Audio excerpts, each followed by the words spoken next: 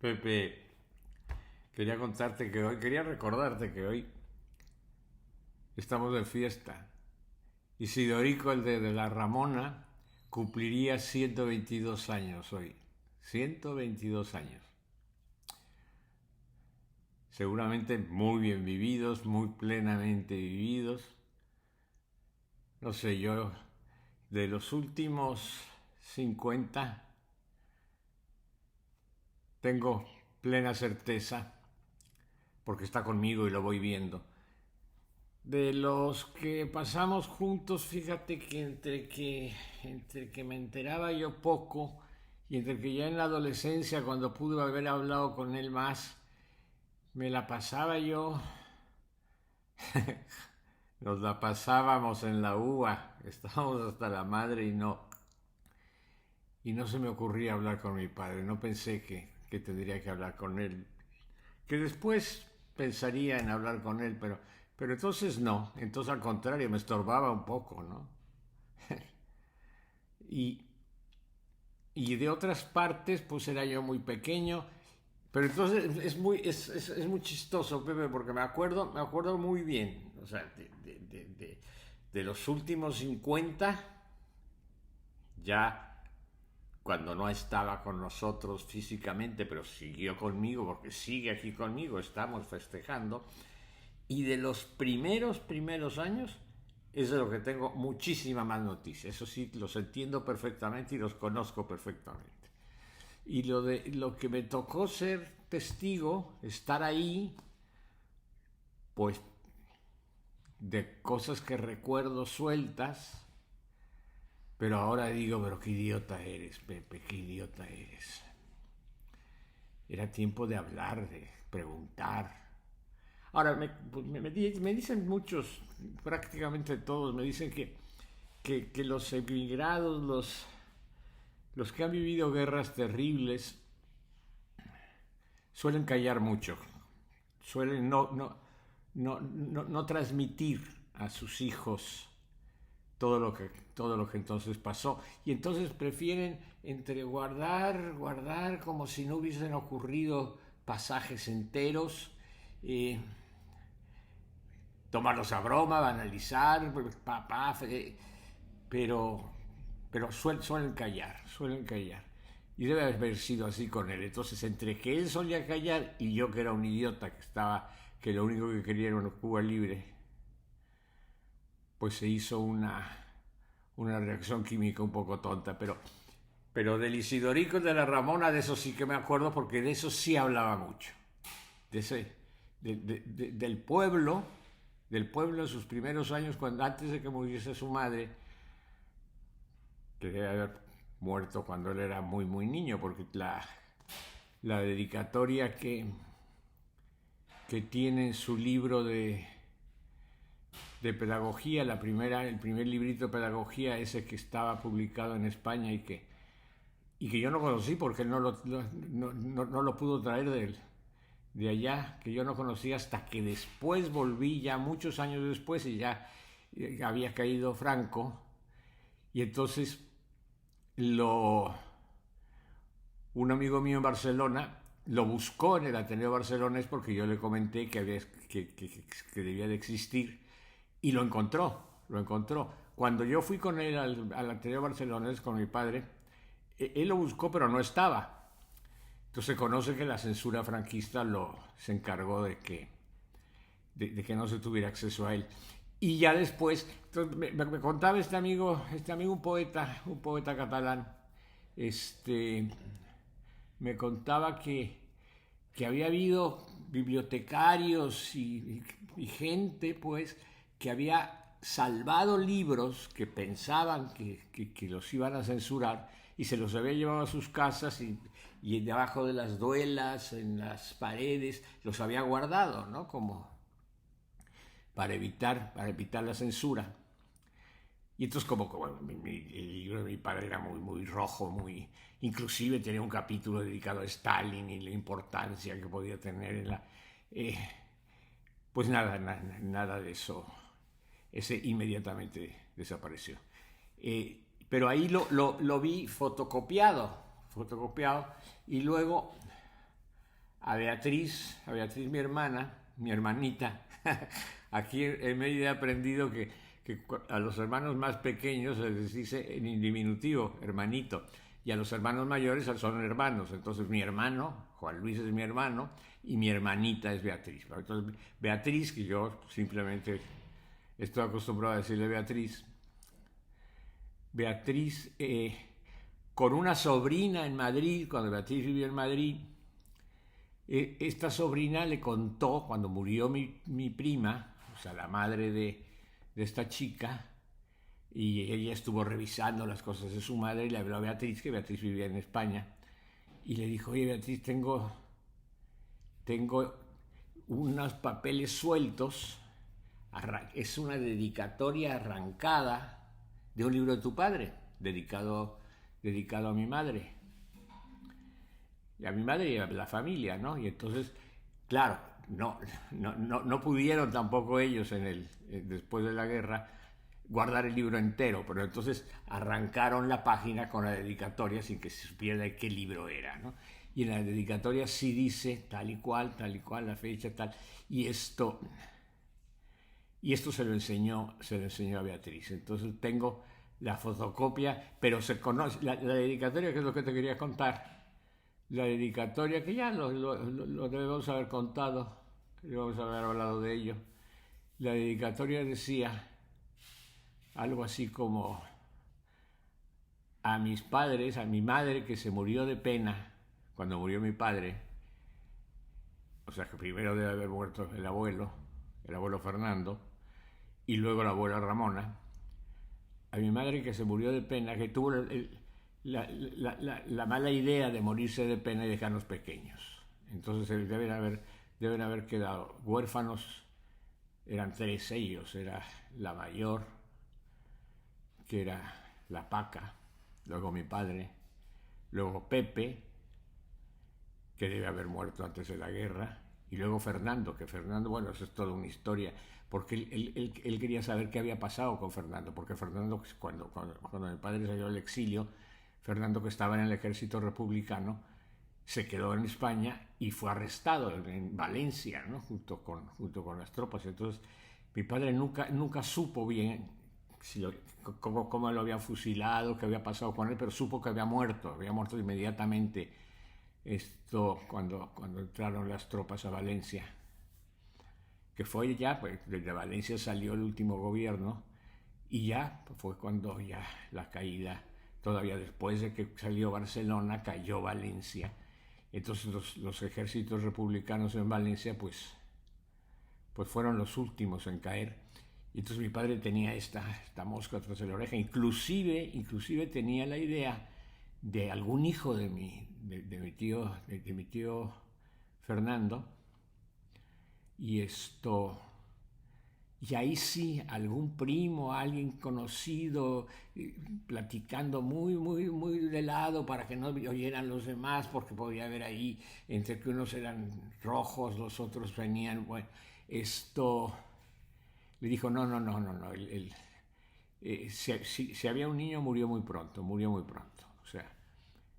sea que no te preocupes, no hay un hijo. Y era mucha la obsesión de mi padre por el hijo de mi hermano, al grado de que yo llegué a pensar, dije, bueno, es tanta la obsesión que a lo mejor es que él tuvo un hijo que dejó, ¿no?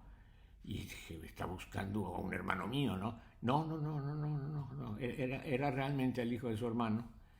Y ya después ya me enteré yo, ya habiendo muerto mi padre, ya fuimos, bueno, hablo en plural porque te digo que siempre lo he hecho todo conmigo, y entonces conseguimos el expediente militar que le hicieron, lo condenaron primero a muerte y luego no, en fin, es toda una historia, pero el hecho es que ya no salió de esa prisión, murió de lo que morían, de hambre, de tuberculosis. Entonces pero la tuberculosis era por hambre, ¿no? Entonces murió de hambre, pero murió muy pronto, o sea, pero mi padre ya esto lo supo por mí, ya hablando, ya buscando muchos años después, ¿no? Pero bueno, lo que te decía es que sí conocía yo bien la historia porque nos lo contaba mucho de cuando su madre, e inclusive llegó a escribirlo porque siempre tuvo la idea de escribir unas memorias, pero nunca rompió esa edad pequeña, esa primera edad.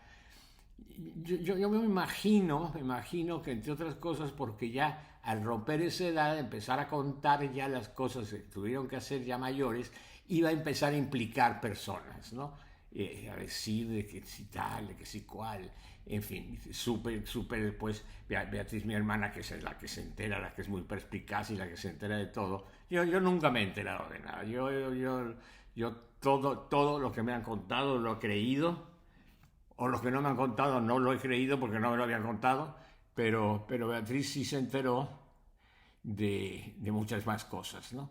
Pero entonces yo supongo que ya esa parte de las memorias no le dio por escribirlas, ¿no? Pero sí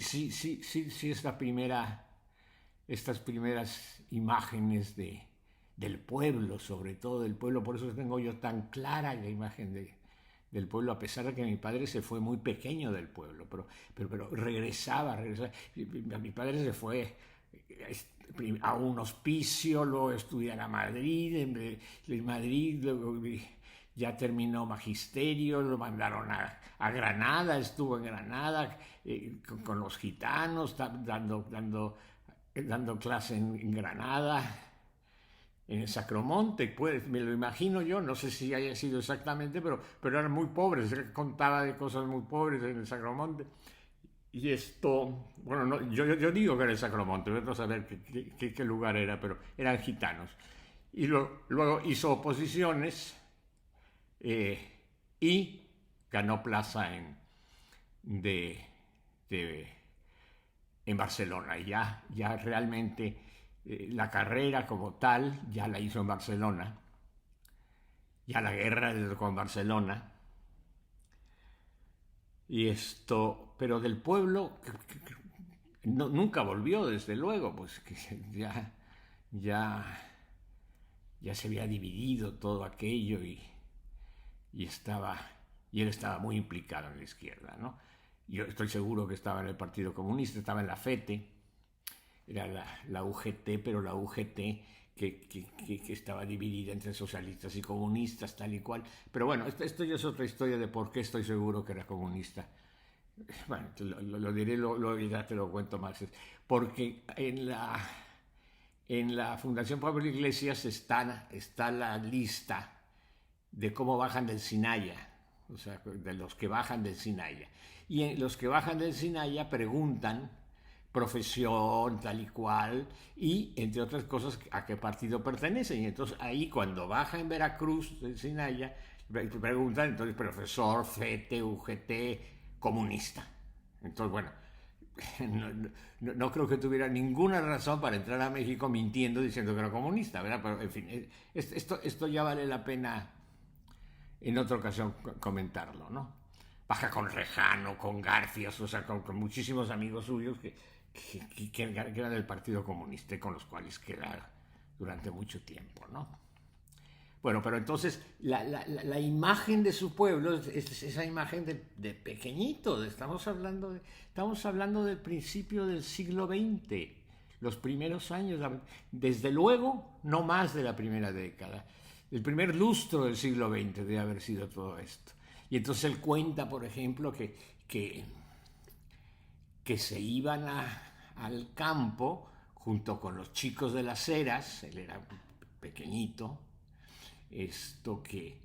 que recogían la vid, vareaban los olivos, y entonces los que recogían las olivas en el suelo, con unas mantas que ponían, podían ser también niños pequeños.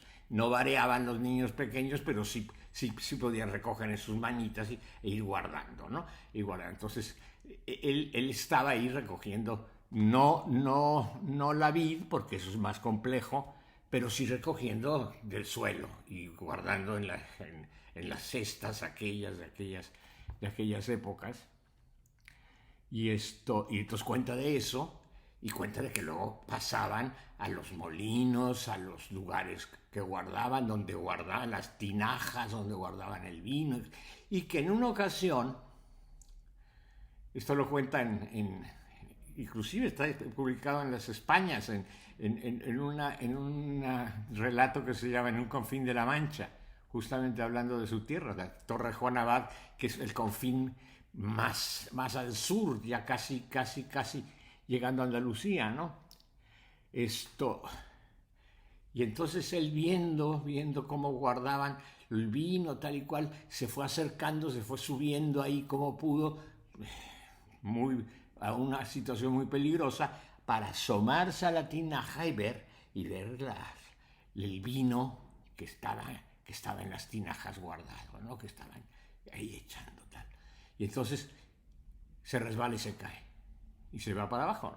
Entonces se dan cuenta, desde luego lo sacan, y entonces lo que recuerda mucho, bueno, el miedo de caerse en eso, no sé la distancia que había antes de caer en líquido, ¿no? Pero en fin, lo sacan inmediatamente, y recuerda a su madre, a mi abuela Ramona, con una alpargata, pegándole con la alpargata. Pero lo que recuerda, más que el dolor que le provocaban los alpargatazos, lo que recuerda es que su madre lloraba más que él. Entonces, pero que le tenía para que no lo volviese a hacer. Y entonces, dice, mi madre lloraba más que yo, pero él me pegaba unas voces, desde luego. Pero le quedó, y la imagen, y la cuenta precioso, es un relato muy bonito, ¿no? Y esto sí me queda a mí clarísimo, de estos momentos, pero ya después de la muerte, de la muerte de sus padres, pero ya no cuenta qué pasó después, porque después deben haber pasado cosas muy difíciles. La hermana mayor se tuvo que ir, los hermanos pequeños se quedaron, era el mayor, tuvo que quedarse cuidado de sus dos hermanos, y cosas que ya no contó para no implicar, que supongo que para no implicar, pero ya prometía que algún día lo contaría, pero para no implicar, me supongo, tuvieron que escaparse, huyeron de Torre de Juan Abad, huyeron hacia Madrid para encontrarse con la Paca, ¿no? Ya después mi hermana, que lo averiguado más esto con la hija de la Paca, que fueron muy amigas, es esta prima que te digo, que, en fin, le comentaba que los pescaron, los pescó la Guardia Civil, a los tres pequeños ahí, y no los regresaron al pueblo, sino que los llevaron a un hospicio y estuvieron en un hospicio, no sé cuánto tiempo, ¿no? Pero ahí fue donde él aprendió a leer y a escribir, en ese hospicio, para luego, ya con otras cosas que sí contaba pedazos, tal cual, trozos pero que lo tengo yo todo así, que era el momento que me podía haber sentado con él a decir, bueno, cuéntame, ¿cómo fue exactamente? Bueno, de esto Beatriz lo sabe porque algo le contó él, y sobre todo mi prima que conocía la historia por su madre. Hasta que pudieron ya salir de ahí, y entonces salió uno, Pepe, Fernando, quién sabe en qué orden, pero pues ya la familia tratando de estar muy unidos, pero ya hospicianos muy huérfanos de hospicio, ¿no? Lo que en México decimos pelón de hospicio, eso eran, ¿no?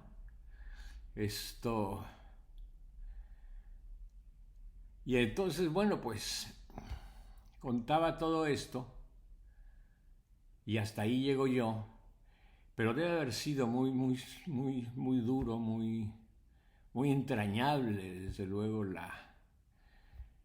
todo ese momento tal y cual, y cuando ya logra él irse a estudiar magisterio, porque claro, los cuatro, porque también la Paca era muy musical, la Paca cantaba, y los tres pequeños, mi padre tocaba la flauta, tocaba el clarinete. Inclusive, esto sí me lo llegó a contar, que él se pagaba los estudios y ganaba dinero tocando clarinete en las fiestas, en la calle, donde pudiera, en alguna orquesta. Y mis tíos también tocaban algún instrumento, que fue lo primero que tuvieron para ganarse la vida. Y como tenían muy buen oído, verdaderamente es una paradoja, porque tengo una familia extraordinaria de oído. O sea, todos son músicos, todos son músicos. Mi madre tocaba el piano de maravilla, mi padre tocaba el clarinete, cantaba tal y cual, mi hermano era pianista que podía haber sido concertista si hubiese querido, mi hermana Beatriz tocaba piano, acordeón, lo que le puse, guitarra, bueno, todavía la toca. Mis sobrinos, todos son enormemente musicales, mis primos hermanos, todos son enormemente musicales. Es una familia que donde dices, salta un músico, ¿no? Excepto yo. Yo que tengo un oído verdaderamente de serrucho, ¿no? O sea, que me dice que por favor me calle porque desafino al coro más pintado, ¿no? Entonces, es muy curioso porque realmente no tengo el menor oído. Soy incapaz de cantar ni en la ducha, vamos. Bueno, pero esto es una tontería, esto es algo que no tiene que ver. Lo que te quería contar es que luego a mí me pasó en paralelo mi aventura de una tinaja, ya en la modernidad mía, que para los chicos de hoy sería el Pleistoceno todavía, ¿no? Pero en vez de ser una tinaja de vino tan hermoso y tan bucólico, no, era una lavadora eléctrica muy grande, muy tal, de donde estaba así, me acuerdo, todo el sonido sí lo recuerdo, y estaba encima de esto, estaban los rodillos por donde pasabas para no para secar, sino para exprimir una primera exprimida de la ropa, y luego ya de ahí ya, pues, en fin, unos aparatos enormes. Para mí eran así como, verdaderamente eran no es que quiera ponerme grotesco, pero eran gigantes, ¿no? Y entonces no sé cómo, realmente no sé cómo, no tengo la menor idea de cómo, me trepé, me subí, tal y cual, pero debe haber sido muy, muy chiquito, muy pequeño, porque tengo recuerdos vagos. Entonces me subí para ver la misma imagen. No es que estuviera yo queriéndolo repetir, sino que ocurrió, eso es una casualidad, la misma imagen, que me asomé a ver hacia allá, como la ropa y me fui, me caí, me fui de bruces, ¿no? Y ahora, con la diferencia de que en vez de caer en caída libre, metí la mano para sostenerme, esta mano, a la derecha, aquí está, la puse en los rodillos de la lavadora y se fue. O sea, la tomó en los rodillos y empezó, y era no me acuerdo del dolor, pero dicen que los gritos eran espantosos, y mi hermano, que estaba por ahí, y con una inteligencia, mi hermano ha sido, primero era una cosa inmediata de cuidarme, o sea, yo era el hermanito al que cuidaba, o sea, era su juguete, me cuidaba. Entonces, ¿qué pasa? Que grito, ve, y en vez de ir a tratar de sacarme de ahí, que me hubiesen roto el brazo, porque todavía, bueno, no se alcanza a ver, pero todavía las cicatrices que están aquí, que está así de este tamaño, no se han achicado. Eran de este tamaño, pero en un bracito. O sea, era prácticamente de la mano al codo, ¿no? Abierto ya, ¿no? En carne viva, a punto de romperme, y hubiese sido ya perder el brazo, de romperme esta parte de aquí del codo, ¿no? Entonces, en vez de ir hacia allá, arranca la electricidad, la desconecta y se para aquello. Y entonces ya puede ir por mí, ya grita tal y cual, pero logra, o sea, con una inteligencia enorme para un chico mayor que yo, pero no muchísimo mayor. Entonces todo esto lo tengo apenas entre... Esas sí son las partes en que luego dices, las recuerdo yo o lo he oído. Eso que dicen que tiene uno la memoria, así que no es que recuerde uno las cosas, sino que las ha oído contar y las hace propias y las tiene como si fueran suyas. Eso sí debe haber sido así, cómo me llevaron, tal y cual, cómo me empezaron a curar, todo eso lo tengo borrado entre sueños, entre cosas que he oído, tal y cual que yo me imagino. O sea, sí tengo así como una película que me he hecho de lo que era ese patio donde se lavaba. Era el único sitio, era el patio donde se lavaba, donde se jugaba, donde estaban las bicicletas, donde estaba todo. Pues era una casa muy pequeña en Santa María de la Ribera. En Santa María de la Ribera, que se creó que era un barrio pequeño, hermosísimo, pero pequeño, y la nuestra era una casita pequeña de Santa María de la Ribera, ¿no? Y entonces me llevan de ahí, y de ahí no tengo yo memoria, excepto de hablar con Dios. Ahí sí ya, mi primera memoria es eso. Entonces, yo no había oído hablar ni de monjas, ni de frailes, y la palabra jesuitas no la había oído en mi vida, Mi padre era comecuras, entonces cuando hablaba de frailes era porque me decía que yo le pedía algo para ir a comprarme unos chicles con don Carlos, que era el abarrotero de la esquina, y me decía, este chico parece que le ha hecho la boca a un fraile. Entonces para mí la imagen del fraile era un ser que pedía dinero para ir a comprar chicles, ¿no? O para ir a comprar algo. Entonces esta es la imagen que tenía yo del fraile. No, mi madre, misa, tal y cual, pero realmente no tenía yo ni imagen ni lo que era una monja, ni lo que era un fraile, ni lo que era un jesuita, nada de eso. No es verdad que pueden haberme catequizado, que pueden posteriormente. No, yo no tenía idea de nada de eso así. Él fue el que me habló a mí. Yo no hablé con Dios, él me habló a mí. Y eso sí lo recuerdo. Recuerdo que me estaban curando, y eso me estaba curando mi madre. Y recuerdo que por alguna razón estaba un alcohol ahí, tenía que calentarse en unas lamparitas de alcohol prendidas, tenía que calentarse con lo que me estaba haciendo la curación, y mi madre, con la mano llena de alcohol, la pasó por la lamparita de alcohol y se le encendió. Y eso sí recuerdo el grito de mi madre. Y recuerdo que le dije yo a Dios, no, que no le duela, que no le duela. Y ahí empezó mi primera conversación. Él fue el que me dijo, aquí estoy. Empecé a hablar con él y empecé a pedirle que no le doliera. Y ahí establecimos una conversación que no ha parado hasta hoy. Así que si me cuentan a mí que vienen y que te daban el cerebro, yo no había tenido posibilidad de que nadie me lavase el cerebro. Ahí, muy pequeño, muy pequeñajo, realmente lo que diríamos ahora un renacuajo, lo oí y establecí con la comunicación. Y desde entonces no ha parado. No ha parado en los peores momentos, o sea, desde luego. Y yo se me olvida, yo no hablo, y él aparece. Entonces, lo que te decía el otro día, de que además de hablar contigo, hablaba con Dios, y que era intermitente e indistinta la posibilidad de los interlocutores. Esto es así, pero no es que yo diga, hoy voy a... No, es que sale y establecemos la comunicación. Él me lleva, él me trae, está. Bueno, ahí estuvo. Y ahí recuerdo que le pedí por mi madre. No sé, no te puedo decir. Y entonces él me contestó tal cosa, porque no sería un diálogo, no sería un diálogo teatral el que yo podría hacer. Sería que si acaso podría ser una cosa de Ionesco, ¿verdad? Pero punto, ¿no?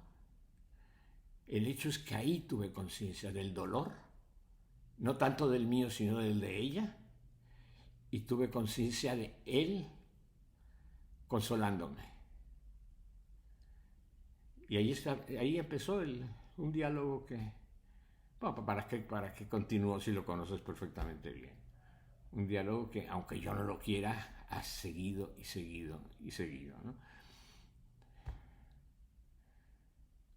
Luego me curarían, salvaron, me explicaron que podía, si hubiese llegado aquí el rodillo, pierdo el brazo, o aquí, en estas partes de aquí, que aquí está, sí se alcanza a ver, más o menos. Bueno, entonces imagínate, o sea, si hubiera llegado, ¡pum!, pierdo el brazo, ¿no? O sea, o si mi hermano hubiese tratado de sacarme, queriendo hacerlo, me rebanaba el brazo, me rompía los huesos de esta estructura. Y ahí empezó Entonces, bueno, todo eso te lo estoy contando porque lo que quiero decirte es que eso, que yo lo tengo también, si yo escribiera mis memorias diría, allá, pero en el Pleistoceno realmente, o sea, no puedo decir ni qué edad tenía, ni a qué escuela iba, todavía todas esas cosas escolares que me iban a hacer sufrir tanto y todas esas cosas no tenía ni idea, ni las había pasado, ni si yo era tímido, ni tenía que hablar. Yo estaba, como te decía el día pasado, en esto que ahora llaman tu esfera, ahí metido. Mi padre me adoraba, mi madre me adoraba, mi hermana era mi compañera, mi hermanita era mi compañera, mi hermano me cuidaba, o sea, aquello era verdaderamente paradisíaco. Y lo de fuera, cuando empecé a ver que había cosas afuera, era horrible. Pero todavía en ese tiempo no veía yo hacia afuera, ni tenía por qué salir de esta esfera, ¿no? Pero entonces, igual que que de mi padre tengo esas imágenes del pueblo, que no se me borran, tengo estas imágenes de Santa María, que no se me borran. Entonces, de alguna manera, en mi mente se unieron, y entonces cuando digo yo Torre de Juan Abad, pienso en Santa María. Y entonces son lugares que están y que siempre han estado muy cercanos. O sea, no conozco, ni imagino, ni sueño lo que puede ser Madrid, ni lo que pudo ser Barcelona. No. Mi padre es La Mancha, en el confín, todo esto ya sabido después, estas palabras ya domingueras, confín, en el confín de La Mancha, ahí en ese pueblito, golpeado con la alpargata de la abuela, todavía antes de perderla. O sea, también él debe haber estado en una burbuja. Burbuja no es esfera, burbuja es la palabra que se usa ahora, que usan ahora los psicólogos. En una burbuja todavía, con su madre, seguramente todavía el abuelo por ahí, tal y cual. Esto, antes de que se rompiese esa burbuja para él brutalmente,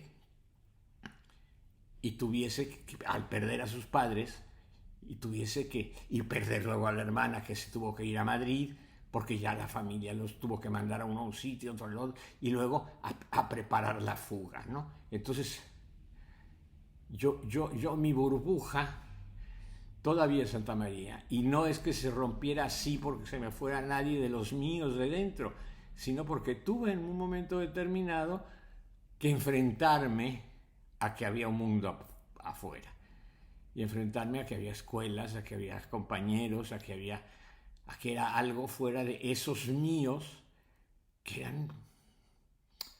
me cuidaban. O sea, que era realmente una especie de útero materno todavía durante mucho tiempo, hasta que ¡pum! Y pues tienes que hablar, tienes que enfrentar, tienes que ser. Y ahí sí, Pepito, fue muy malo, muy malo. Estos años, te consta, hablábamos tú y yo solos, nada más tú y yo. Realmente fue mucho tiempo Pero en fin, esto ya como que te lo puedo contar. Digo que te lo voy a contar, pero podemos recordarlo. Me sirve hablar contigo porque hay muchísimas cosas. O sea, no podría yo hacer un guión sobre qué voy a hablar ahora con Pepe, porque las cosas que estoy diciendo me están viniendo en este momento. Estoy recordando cosas que no recordaría si me pongo a hacer un guión. Estas cosas son hablando tú y yo. Tú me las dices, yo las digo, las oigo, nos oímos tal y cual, y se va llenando y se va. Y espero, pues, si hay tiempo y vida y el aparato maravilloso lo permite, espero llenar más huecos y llenar más cosas tanto de la vida de él como de la mía. Pero en fin, no es la mía la que es objeto de festejo en este día. Es la de Isidorico, es la de aquel que el 19 de abril, no sé qué edad tendría, que estaba andando con una, estaba en un Confín de la Mancha y nació en un Confín de la Mancha en 1900, o sea, hace 122 años. O sea que podemos decirle que está aquí con nosotros. Feliz cumpleaños, felices 122 añitos, papá.